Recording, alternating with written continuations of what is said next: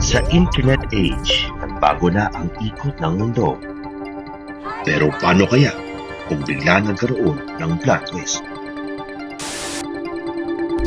Oh! Shit. Ano nangyari?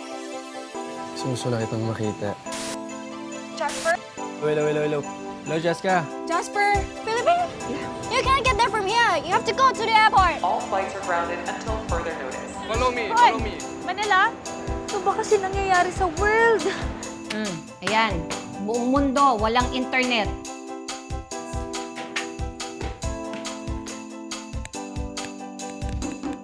Nag-send ba o hindi? Alam mo, tingin ko dapat pag-usapan nyo to in person. Pero senyora, alam niyo naman po na kayo na lang yata ang merong landline dito eh. Miss ko na kasi si Papa. Mag-isa lang kasi siya sa Pinas. Mami mo yung dahilan kung bakit uwing-uwi ka na. Masasabit kasi ako ng star ng Pasko. Guys, we need to get back online. Ito-drop nila tayo as endorsers kung hindi natin ma-advertise to. Ang tawag sa kanya dito sa buong barangay, Senyora Sumpong. Umalis ka lahat dito! Umalis ka lahat dito!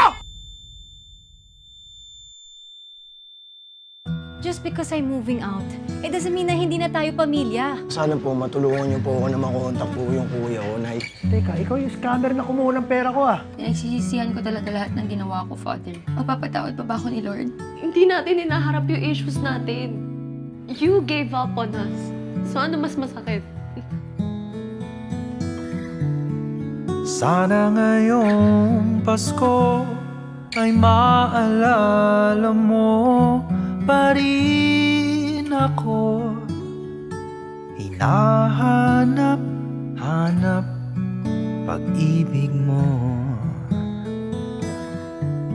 At kahit wala ka na, nangangarap at umaasa pa rin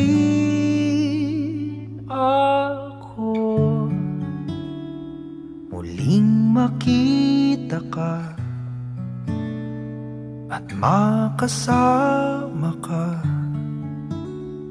sa araw ng Pasko.